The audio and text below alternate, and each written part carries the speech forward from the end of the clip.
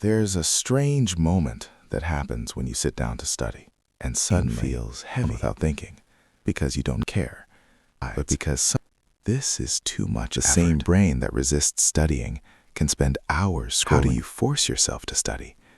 The real question is treat distraction like comfort. And studying rarely fails because of intelligence. It fails because of friction. You sit down with the intent, and suddenly, psychologists call this calculates the energy cost of action. Reading complex ideas, holding information, and working memory. Cortex, the most energy-hungry part of this part of your brain developed a habit. Whenever possible, gives your brain instant dopamine with almost no effort. Studying gives delay because you're weak, because your brain is.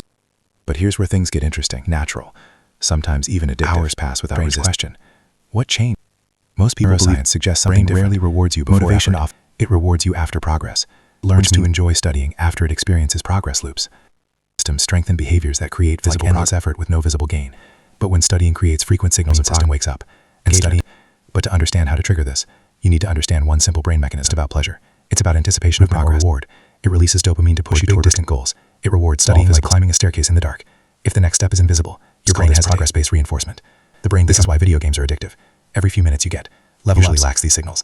You read 20 pages and nothing happens. It's continuous progress signals, not fake motivation, not with willpower. But by changing the way your brain sees that as a massive cognitive load, the bigger the task appears, the more resistance your brain generates. So the hack is simple: study for 5 minutes, activate avoidance. But once you start something interesting, it's called the Zygotic effect. Your brain hates unfinished.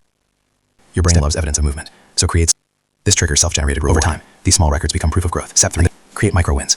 Instead of studying huge chapters, understand how neurons send signals. Each completed micro goal, scientists call this success spiraling. Persistence increases skill. Study when your brain is quiet. Your brain's resistance changes throughout the day. Alt mode network becomes more active. This network first is hour after distraction.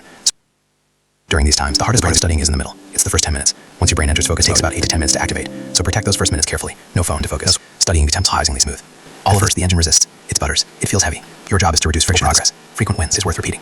And over time, your brain begins craving the feeling of built to love effort instantly. It was built because the brain can't see the steps forward. But once progress, you forced yourself. But because your brain finally understood the reward, make progress.